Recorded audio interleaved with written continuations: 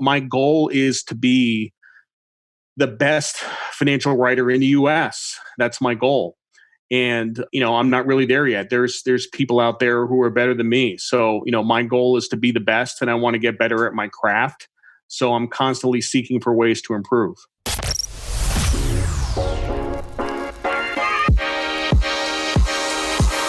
The Phil Bach Podcast. Investing, economics, entrepreneurship. Congratulations, you've made it to the Phil Bach Podcast. You are in the right place. This week we have an awesome show. I am joined by the original Wall Street DJ, Jared Dillian. Jared is a content machine. He writes the Daily Dirt Nap newsletter. He writes a must-read column for Bloomberg Opinion. He is the author of several books on investing and retirement, including Street Freak and All the Evil of This World. He's the host of the Jared Dillian radio show and investment strategist at Maudlin Economics. Jared, how do you have the time? Believe it or not, I actually do get 8 hours of sleep a night. I just work really fast. That's really what it is. I work really fast. No, I it's funny because the radio show is a startup. I've been doing it for about a year. And, sometimes it's a source of frustration because it's growing very slowly. But there's some days where I thank God that I have that radio show, because if I didn't, I would be really, really bored and I would be getting into trouble. So it's actually kind of a blessing in disguise. In terms of your story, let's start with your early career and how you got started on Wall Street. And, before you broke out and started creating content on your own, where did you start and why did you go this route? Well, I went to the Coast Guard Academy for college, which is one of the U.S. service academies. It's a small one, and it's in New London, Connecticut. And I was a math major there. Initially I planned on just having a career as a Coast Guard officer. And then after about 6 months to a year, I was on a ship and I said, this is not for me. I'm not really using my brain. So I wanted to do something different. So I had a couple of ideas back then. One of the ideas I had was to become a writer. And I actually wanted to get an MFA in creative writing. And my mom talked me out of that. She said, you're just going to be super poor. So that's not a good idea. So then I applied to get an MBA, and I ended up getting stationed in the Bay Area, and I went to University of San Francisco and I got an MBA. And, I was super into finance and I was reading a lot about trading and I wanted to be a trader. So then my goal was to get a job on the street. And one of the ways I did that was I got a part-time job on the floor of the P Coast as a clerk, working for a market-making firm. And that was my first exposure to markets. And keep in mind, this was 1999.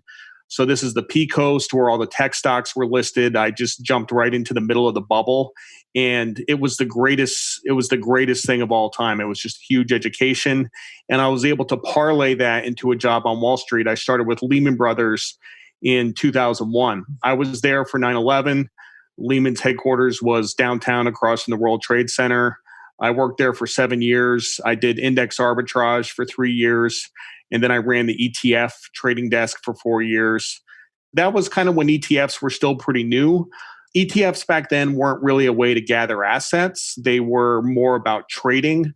My client base was pretty much all fast hedge funds. And it was like getting into a boxing ring every day. So it was an extremely stressful job. I like to tell people that being an ETF trader in the 2000s was like trading the long bond in the 80s. I mean, it was very similar. When the bankruptcy happened, all along I had been writing market commentary. I started this Bloomberg blast when I was on the ETF desk, and it just got a huge following. And I said, I could probably convert this into a newsletter. At the time, there weren't too many newsletters. There was James Grant, there was Dennis Gartman, there was a couple of other smaller ones, but there was a lot of room for another newsletter. So at the bankruptcy, I actually walked away. Barclays bought what was left of Lehman, and I walked away from Barclays, and I started the newsletter in New York in 2008. So that was when the Daily Dirt Nap started. So it was a clear cut. Lehman went bankrupt, and then you just jumped right into the content side. And now, 12 years later, you're still at it. Did it start off as something, hey, until I find something new, I'm just going to do this and see what happens? Or was it like, all right, well, Lehman's done. This is what I want to do. Let me see if I can make this work. No, I decided that was what I wanted to do. Just like any startup, there was a period of time where I didn't have any revenue, but I was profitable my first year. And I don't want to say it's grown really fast, but I've had pretty decent growth over the last 12 years, considering that I don't do any marketing at all. It's all word of mouth. It's still all word of mouth to this day. Now, in 2009, I was approached by a literary agent to write a book about Lehman Brothers. And it ended up being a book about Lehman, but also, my struggles with bipolar disorder while I was at Lehman. And it turned out to be a great book. It was named by Bloomberg one of the best business books of 2011. And that really sort of launched my career. And that was, of course, Street Freak was that book. Yeah, that was Street Freak. So let's talk a little bit about content, because you do so much content across different mediums, right? So you got books, newsletters, the Bloomberg column, and, like I said, and the radio. I guess the first question, how do you make time to produce it on a consistent basis? How do you keep that schedule? How do you keep that discipline? Well, I do all my best writing in the morning, okay? So I get into the office around 8 or 8:30, and I write each day's newsletter the day before. So the first thing I do is I send out the newsletter, and then I start writing the next day's newsletter. And it takes me about an hour and a half, 2 hours, but I do my best work in the morning. And then in the afternoon, I'm doing other stuff. I'm either writing, the Bloomberg column, or I'm doing one of the other newsletters, or I'm doing prep for the radio show. I do that in the afternoon. So like I said, I'm just really, really fast. A lot of people, I write, on average 3,000 to 4,000 words a day, which is a lot. And, for me, really the struggle with me is not to generate the content. It's to generate good content, because when you're creating so much content, it becomes a job, and it's not quite as engaging as you want it to be. So really the struggle for me isn't getting it out. The struggle is like making it perfect. And the problem is I don't really have time to make it perfect. So that's the thing that I constantly struggle with. Of the different mediums that you produce content for, which is your favorite? I'm a writer. That's what I do. It's funny because I just applied to, I mentioned that when I was 22, I wanted to get an MFA in creative writing. At 46, I'm actually going to do it. I actually applied to an online MFA program in writing. And my goal is to be the best financial writer in the US. That's my goal. And, I'm not really there yet. There's people out there who are better than me. So, my goal is to be the best, and I want to get better at my craft. So I'm constantly seeking for ways to improve. What about the economic model? How do you get paid? It's pretty clear if you write a book, you sell the book, you get a percentage. In terms of newsletters and writing for Bloomberg and doing podcasting, what does the economic model generally look like? I know that the skew, it's like the most, the biggest podcast, Rogan's going to get 10 million downloads, but most people don't. And it takes a long time to build an audience. The same with blogging and everything else. So what does that economic model typically look like, especially in the early days? Well, a newsletter is really the best economic model you can get. Subscription models are great, and a lot of people are starting to discover this. Everything is being converted into a subscription model. And the great thing about the subscription model is that you get paid up front. You don't get paid at the end, you get paid up front. And it's an intangible good. So it's not like you ever have to do a physical refund. So it's just a very easy business. And, I get paid on the Daily Dirt app. I sell subscriptions to the Daily Dirt app.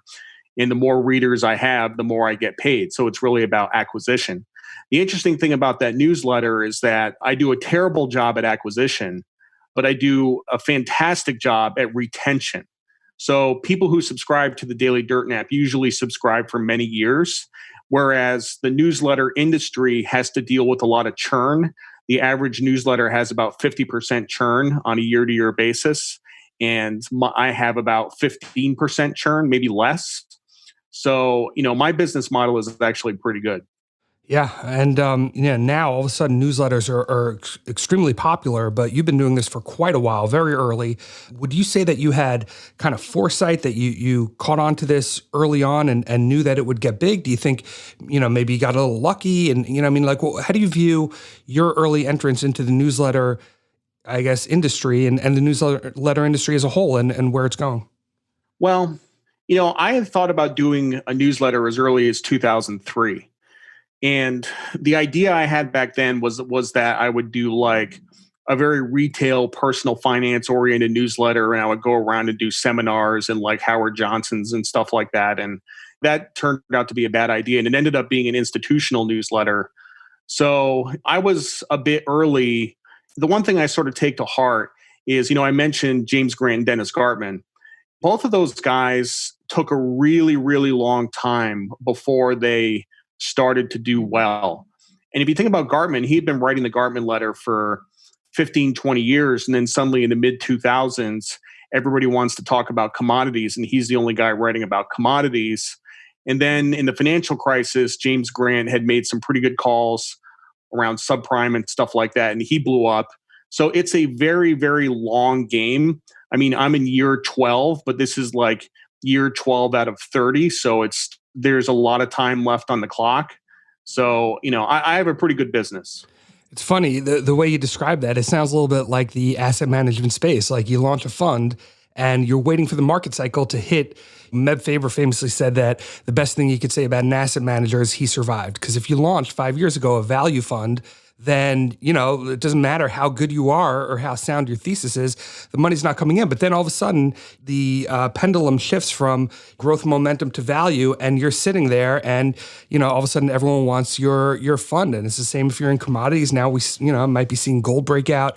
And it's funny that the newsletter business, and you talk about, Grant calling subprime and Gartman and commodities, and it's kind of the same thing. You write something and you really master a specific asset class or a specific kind of a trade or a kind of a target audience, and then all of a sudden when it hits, and that could be immediately or that could be way down the road, but then you get hot, it sounds, kind of very similar in a very roundabout way.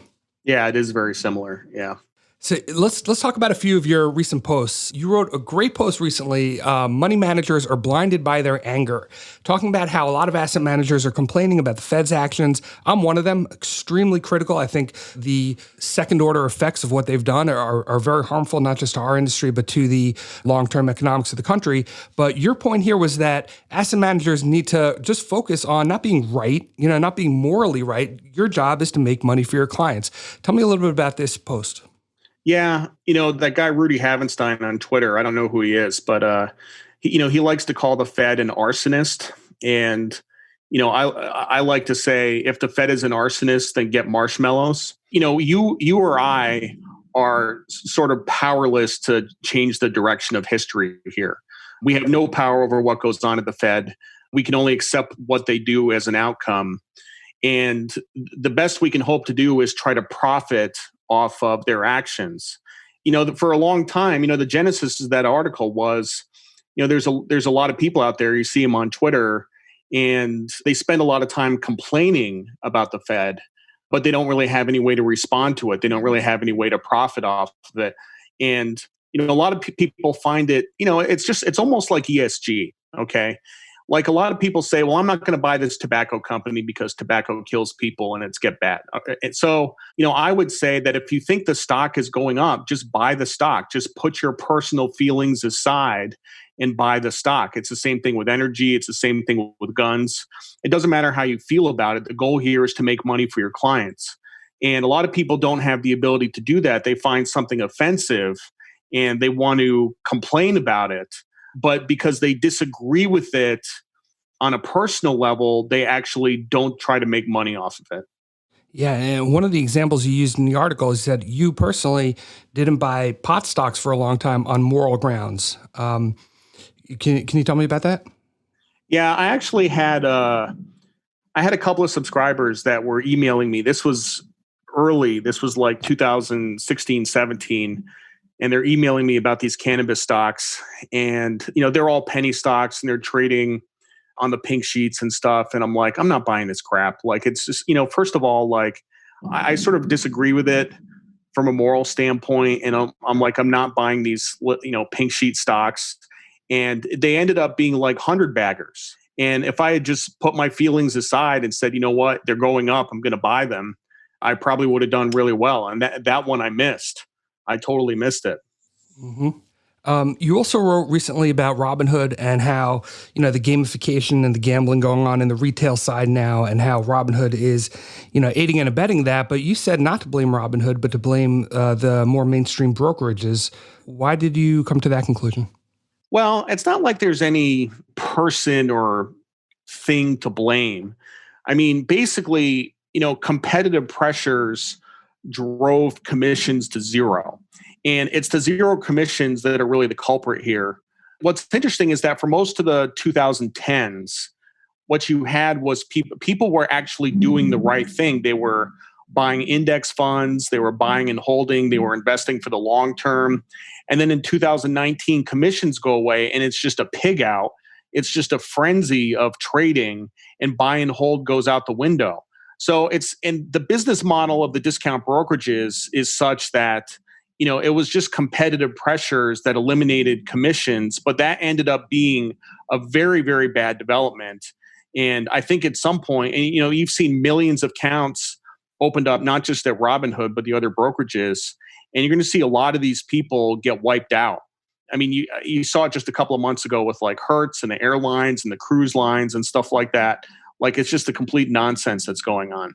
Yeah, I had the opportunity early in my career to work for an FX brokerage, very early in my career. But one of these, we'll give you 400 to 1 leverage, and they didn't clear the underlying trades and went naked on the trades. And because, it was pretty obvious, you could look at it and see that the clients would just lose their money. They would overtrade. You give them enough leverage and enough, noise, then they will trade themselves to death. You're paying, 3 pips at the time each way in and out. And I think you're seeing that now in some of the Bitcoin exchanges where you're talking about 1.5 each way in and out, which is, egregious. With Robinhood and with a lot of the brokerages, even if there's 0 fee commissions, you're still paying the spread and you're still overtrading. And we know how this ends. Anyone who's been in the industry, you said that you started on the floor before the 2000 bubble popped. And of course, you were at Lehman when the global financial crisis hit. So anyone who's seen this before can see all the signs. And it's sad because like you said, there's not much you can really do about it. Yeah, I think, when it comes to, like, I actually saw a study recently. I think it happened in Korea or something like that. But there was a study that was done on day traders. And they found that within a year, 99% of them had quit. And the 1% that had made money had made just a subsistence level of profit. They were able to just pay their bills and eat food. And absolutely nobody got rich off of it. And a lot of people, they have this idea of day trading as like this best job of all time. Like, you can be your own boss, you can work out of your house, you can pet your cats and all this stuff. And it's a terrible job. Like, it's super, super stressful. I used to day trade stuff when I was at Lehman, and I actually did it pretty successfully. But I can tell you, it's one of the most stressful things that you could ever do. And it just sucks. Like, I don't want to do that. So it's a really bad decision to try to do that. Yeah, most jobs, most entrepreneurial efforts, if they fail, you put some money in, but it's a defined amount of money. But most things that you're doing, if you fail at it, you fail to make money, but you don't actually give back your money, your investment. When you're trading, you can lose, and it's extremely stressful. I've seen the toll it could take on people. You also wrote that money is losing its meaning, and when you look at the runaway government spending, you look at all the various Fed stimulus packages and quote unquote liquidity injections, the numbers are at a point where they're beyond comprehension. So if somebody says, oh, the Fed is announcing another $2 trillion, another $4 trillion, another $500 billion program, you can't tangibly understand what that means, but it is real money, and it is a debt that will have to be paid in some form or some way, be that inflation, be that future generations in some way. So, the whole concept of money and spending, it's untethered from what it used to mean and from what it really is. Tell me about your post on that. Well, basically, a lot of people don't really understand large numbers. People kind of, have a sense what a million is, but then a billion is 1,000 millions and a trillion is a million millions. Like, it's just numbers that people can't even comprehend. So when you see in the news that the government is contemplating another $1 trillion stimulus, like, it just sort of loses all meaning. And it's not good. It's not good. I mean, this is where people start to lose confidence. Now, I can tell you, I mean, I can put it in terms that people can understand. We collect about 3.5 trillion in tax revenue a year. And already this year, we're running a $3 trillion deficit. So we're collecting 3.5 trillion in taxes and we're spending 6.5 trillion. And the rest of it is being financed by bond issuance. And basically what we have here is a bond market that is extremely permissive and just allowing us to buy unlimited amounts at low interest rates. At some point, either interest rates are going to back up or inflation is going to go up, and it's probably going to cause a crisis. Maybe not in 2021, but maybe in 2024. So this is probably going to happen. What does that crisis look like? It's hard to say. I don't really know. I mean, the Fed is basically jawboning the yield curve lower. They're threatening to do yield curve control, but they're not actually doing it. So they're just jawboning yields lower. I suspect at some point, if yields start to rise, they actually will do yield curve control. But if you think about what yield curve control is, they're actually pegging interest rates and they're making a commitment to buy an unlimited amount of bonds at that interest rate. So instead of saying like, we're going to do, a $500 billion in quantitative easing or $1 trillion in quantitative easing, that becomes an unlimited amount.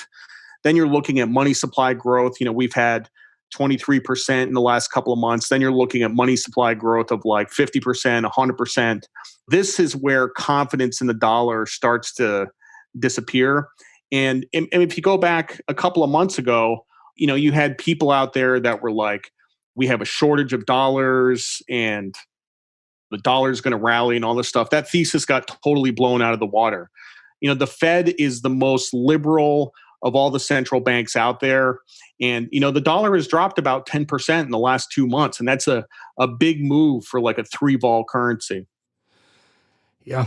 Do you think that Bitcoin and or gold could run as a result? Yeah, I'm a little surprised that, gold definitely is. Gold's at 1900 right now.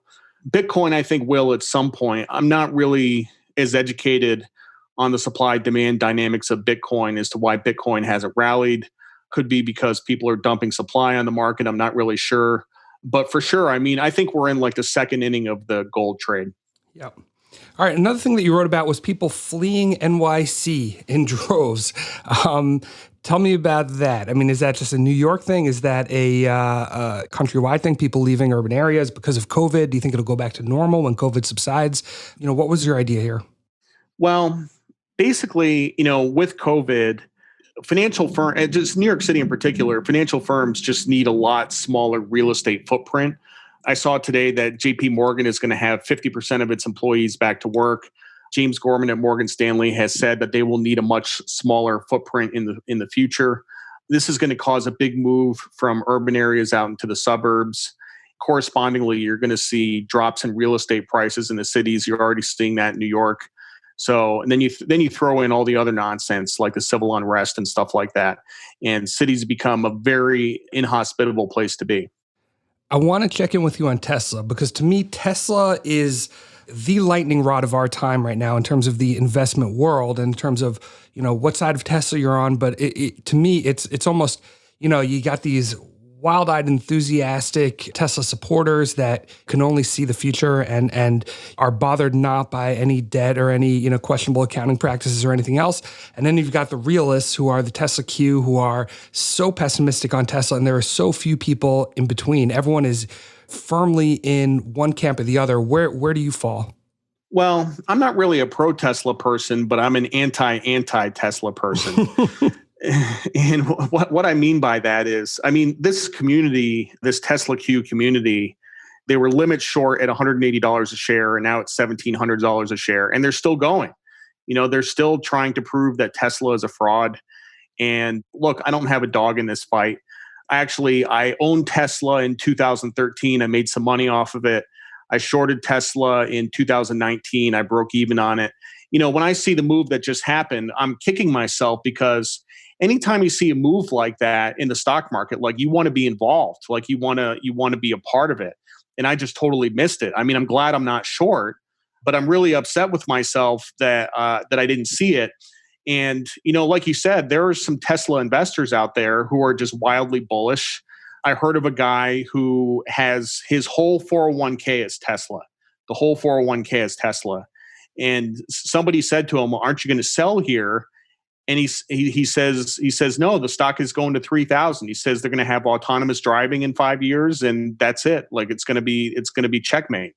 So like I said, I don't really have an opinion, but anytime you see a cult form in the markets, whether it's Bitcoin or Tesla Q or something like that, and it's this community, and the Tesla Q people really, they have this. It's getting back to what we were talking about before. This whole morality aspect of it, like Elon Musk was a bad guy, and he plays fast and loose with the accounting numbers, and he's bad. Therefore the stock should go down. And anytime you start introducing like right and wrong into a trade is like when you get yourself in trouble. All right. Well, let's talk about DJ Stochastic, which is an awesome name. How long have you been DJing, and what got you into it? Is it just a hobby, or what's the deal with it? So I started DJing in 2008, also when Lehman went bankrupt. It was something that I'd wanted to do for a while. And I suddenly found myself with a little more time on my hands, and I had some money. So I bought some CD decks, I bought a mixer, and I started just like DJing in my living room. But I was really aggressive about it. Like I actually wanted to have a career at it. And I DJ mostly progressive house.